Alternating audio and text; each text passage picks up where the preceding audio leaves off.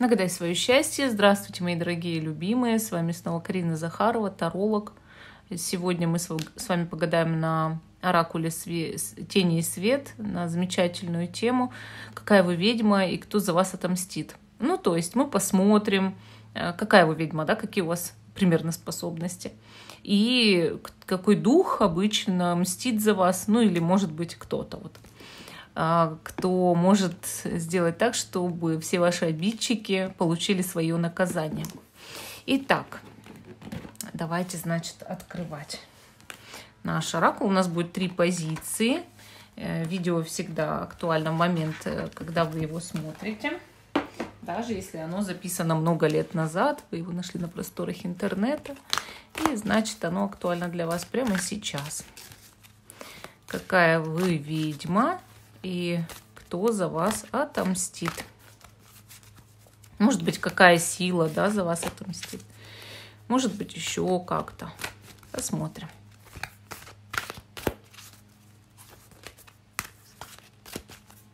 Итак, первая карта покажет, какая вы ведьма. То есть вы выбираете интуитивно эту карту. И как раз потом пишите, резонирует, не резонирует, да? Какая вы ведьма. И украшать позицию будут коты. Так, первый кот, значит, зелененький. Второй синенький. И третий оранжевый. Первая, вторая, третья. Те, кто еще не выбрал, ставьте на паузу, выбирайте. Потом переходите на свой тайм-код. Вот так хоть кота поставить. А мы с вами начинаем с самой первой позиции. Остальные я убираю в сторону. Итак.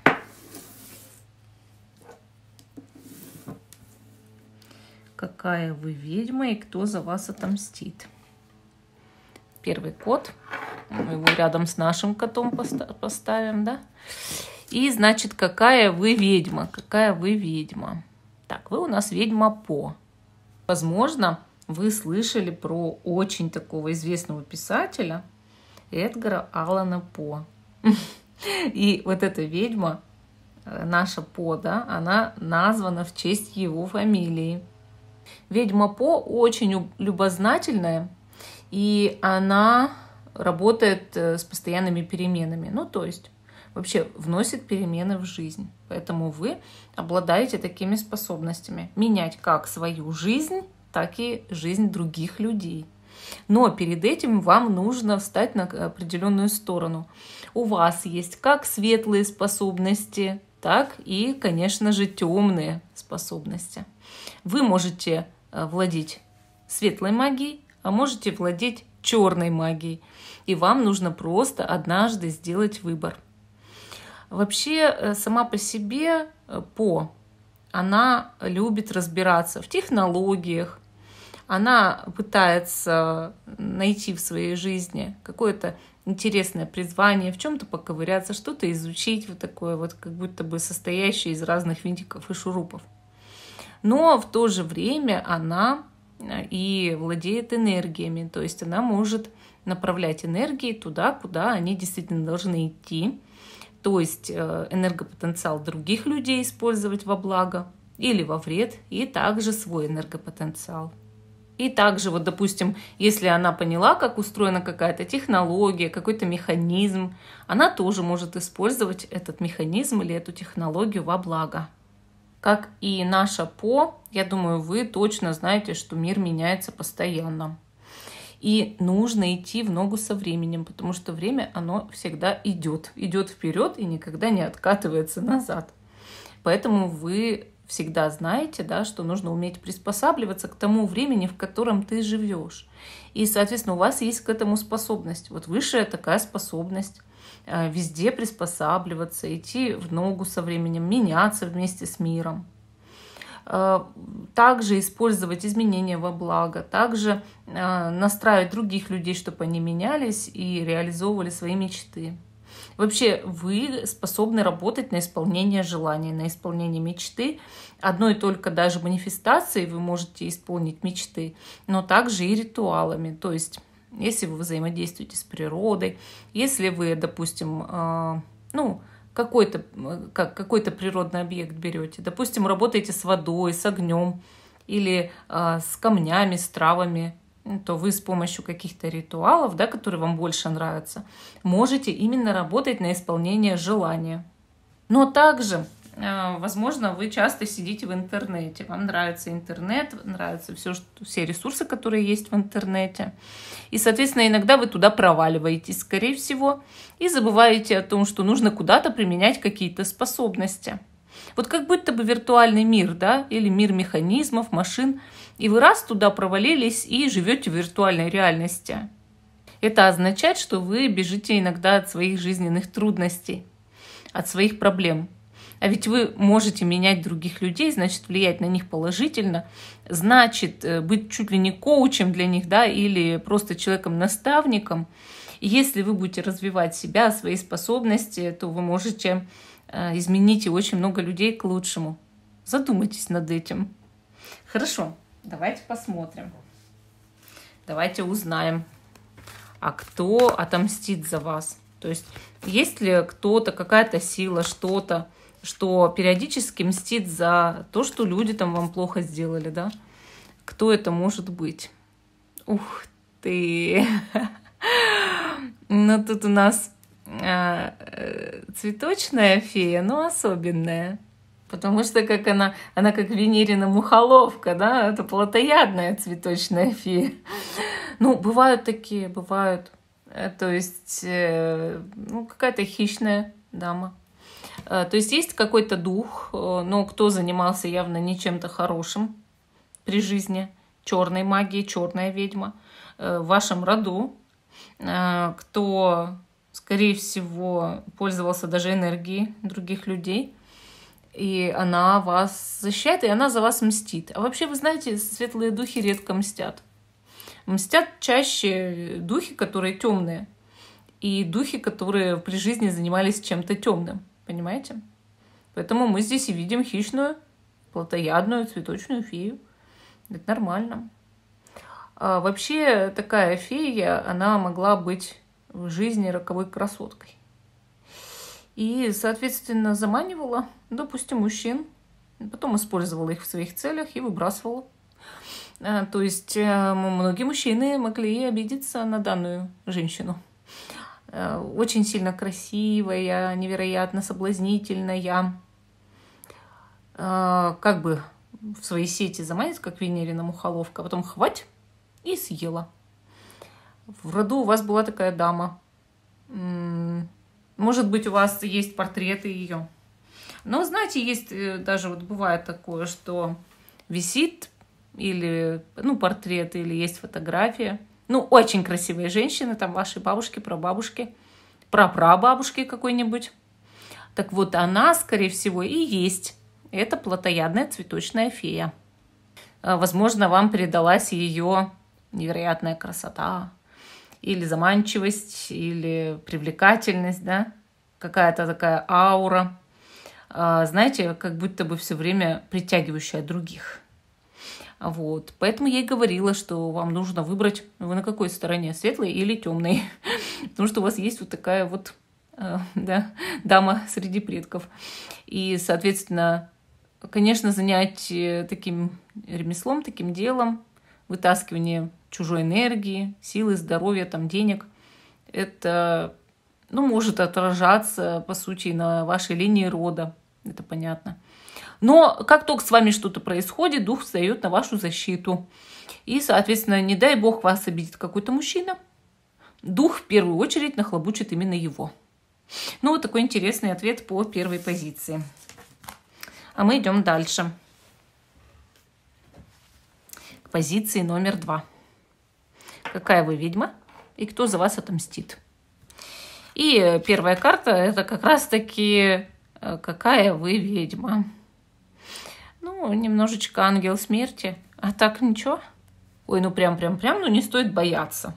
Ангел же не дьявол смерти, правильно? не какой-нибудь смертельный демон. Поэтому да, у вас есть способность общаться с миром духов, это правда. Но это не говорит о том, что вы плохой человек. Вы, наоборот, светлый человек, сострадательный, душевный, самый нежный из ангелов. И на вас возложена задача передавать из мира мертвых интересные сообщения. Может быть, вы можете даже аккуратно это делать и общаться с душами, а иногда даже помогать им перейти в более светлый мир, перейти им к себе домой, потому что души, они не должны болтаться по земле. Вы знаете, не должны. Если у них есть невыполненные задачи, да, это правда, у них такое бывает, но иногда они стоят веками около живых людей и едят их энергию. Зачем это нужно? Нужно просто открыть портал и отправить духа домой, туда, куда ему самое место. Вы можете убирать у людей страх смерти. Вот. И вообще дарить людям покой, облегчение в жизни, даже возрождение. У вас суперспособности, но ведьма вы, конечно, особенная. Вы знаете, эта карта, она показывает медиума больше всего. Медиума или способного работать с некромантией человека, ну, больше медиума. И да, сообщения из мира мертвых,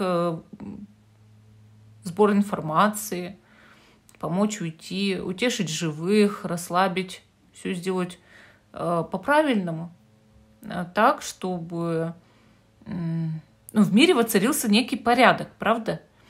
Если у вас есть такая способность, я думаю, что она передается по роду, и ничего такого в этом нет, на самом деле, плохого. И если вам снятся мертвые, или вы их видите, ну, значит, примите свои способности. И вот смотрите, что может вообще сказать, ну, примерно, да, такая ведьма? По сути, она говорит о себе так, что она передает людям послания тех, кого они любили и любят до сих пор, да. То есть тот, кто ушел в другой мир, но его же остаются любить. И им хочется поговорить, понимаете, с любимыми людьми, с теми, кого они не могут отпустить, с кем сложно распрощаться. И как получить это послание? Вот я его передаю, говорит эта ведьма, этот ангел смерти, да. И вот мне кажется, что ее любовь, она безгранична. То есть, возможно, вы обладаете силой этой любви к людям. Не думали ли вы об этом? Что это ведь высшая любовь и высшее благо. Научиться соединять миры. Развивайте ваши способности. Хорошо, давайте посмотрим, кто за вас мстит или отомстит, или вообще мстит всегда, когда с вами кто-то плохо обращается. Или кто за вас отомстит, может, в будущем. Ну, я думаю, что мстит всегда, да. То есть для духов же нет ни времени, ни пространства. Это ведь не склеившиеся карты. Смотрите, у вас какая-то ангельская семья, я бы сказала. Мы здесь видим конфетного ангела. Конфетный ангел. Он говорит, ну, пришло время угощения. Понимаете, в чем дело? Скорее всего, у вас в роду был человек, который, ну, всех всегда постоянно чем-то угощал. Вот у меня был в роду такой человек, это моя бабушка. Она постоянно всем угощала, это правда. Она даже продавцам в магазин относила шоколадку. Или покупала там и дарила. К ней приходили гости, она всегда накрывала на стол. Понимаете? Вот я бы сразу узнала на вашем месте. А расскажите, был ли у вас такой человек, который то конфеты в кармане всегда носит, знаете? Раздает это, может быть, как мужчина, так и женщина. Знаете, есть такие деды, у которых в кармане всегда есть карамельки. Вот. Это конфетный ангел. И вот именно такой ангел защищает вас. И мстит за вас, если что-то случилось. Но мстит. Вот ангелы, они обычно не сильно мстят, а скорее добиваются справедливости в любом вопросе. Ну, то есть, одно дело мстительный дух, да, который вашему обидчику просто надает по башке. Ну, там, не знаю, подножку подставит, тут свалится с лестницы. А есть другие духи, светлые. У вас вообще семья светлая. У вас все светлые. И, соответственно, вот этот ангел, который при жизни был конфетораздатчиком, скорее старается привести людей к тому, чтобы они раскаялись. Раскаялись и осознали свои ошибки, взялись за волосы, начали себе эти волосы драть, кусать локти. Как они ошибались, делая вот это. То есть, понимаете, чтобы люди при жизни убедились, насколько они сделали плохие поступки, чтобы они в этих поступках просто утонули в чувстве вины и раскаяния, и больше никогда, раз испытали такое негативное чувство, не повторяли этих ошибок. То есть, понимаете, насколько это добрый ангел? Конечно, такой ангел не будет устраивать кому-нибудь ДТП или еще что-то в этом духе. Или чтобы облысели все волосы. Да, в 32 года. Или что-нибудь, знаете, вот. Нет, такой ангел не будет так делать, нет. Такой ангел будет сидеть и ждать, и устраивать цепочки событий так, чтобы человек однажды все понял. Вы знаете, что есть люди, которые ведь не понимают, правда, чего они творят? Если понимали, разве они творили бы это? Нет. Они не понимают. А ангел ждет, когда поймут, и дает все больше конфет. Вот. Вот такая интересная вторая позиция. А мы идем дальше.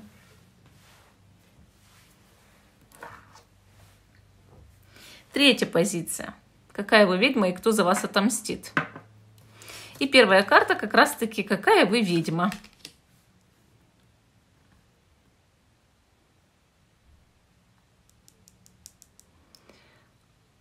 Осень – мой последний шанс.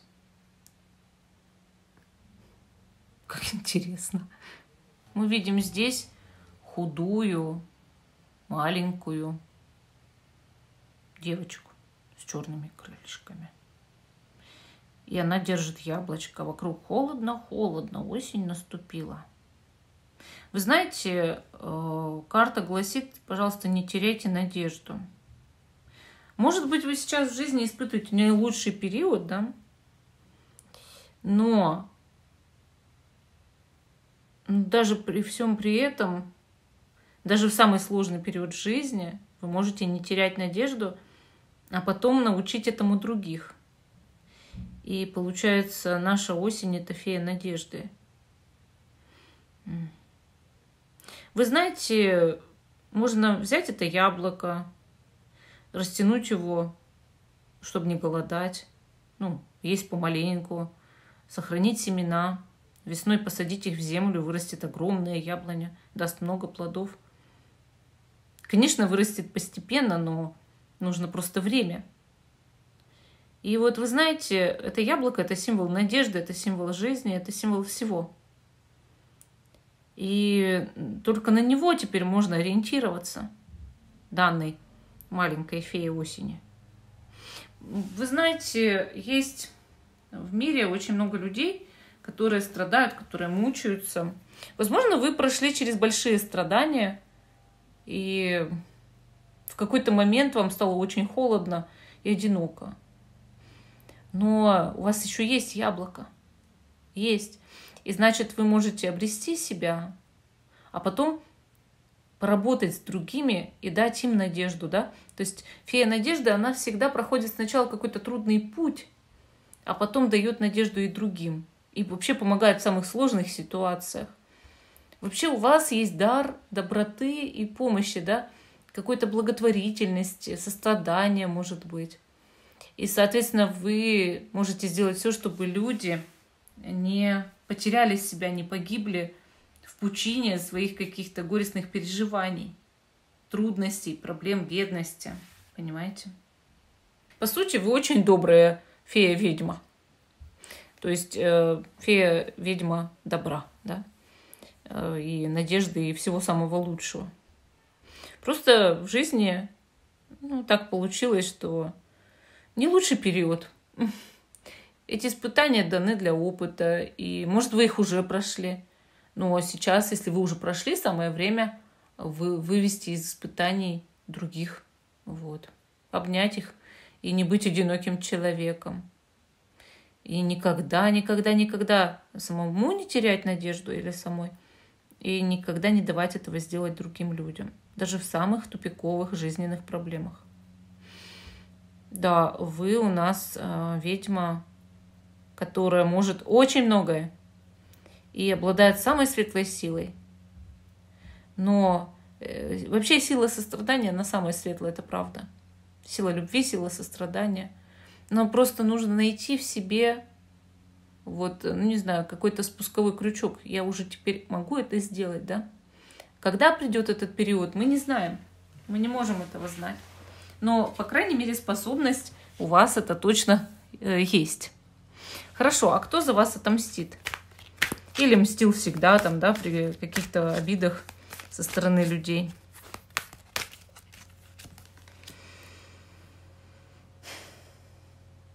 Ну, у вас прям, вот, я не знаю, что-то такое происходит, да, в жизни, что даже карты об этом говорят. И здесь у нас фея, которая лечит разбитое сердце. То есть дух, который может за вас отомстить или мстил всегда, да, по сути, имеет такую способность лечить разбитое сердце и вообще хочет вылечить ваше разбитое сердце. Эта карта показывает исцеление душевной боли. Кто-то как будто бы хочет из духов вашего рода вас исцелить, встать на вашу защиту, собрать кусочки вашего разбитого сердца, наложить повязку. И потом это все срастется, и все станет хорошо. Вообще пришло время для вас получать подарки, доброту, дружбу и новую любовь, может быть. Или просто любовь искреннюю со стороны людей. Вы знаете, фея, которая лечит разбитое сердце, она, скорее всего, при жизни была либо психологом в вашем роду, да, вот имела способности психологом, либо какого-то целителя, знахаря, да, способности. То есть кто-то у вас в роду обладал колоссальными способностями к состраданию, к исцелению, к целительству, к знахарству и к тому, чтобы вообще просто вот помочь любому обездоленному или человеку, который зашел в жизненный тупик, опять же, так же, как вы, понимаете? И тоже проходили испытания, трудности, была сложная жизнь, но данный дух при жизни все равно был сострадательным и добрым, несмотря ни на какие испытания, несмотря ни на какие трудности.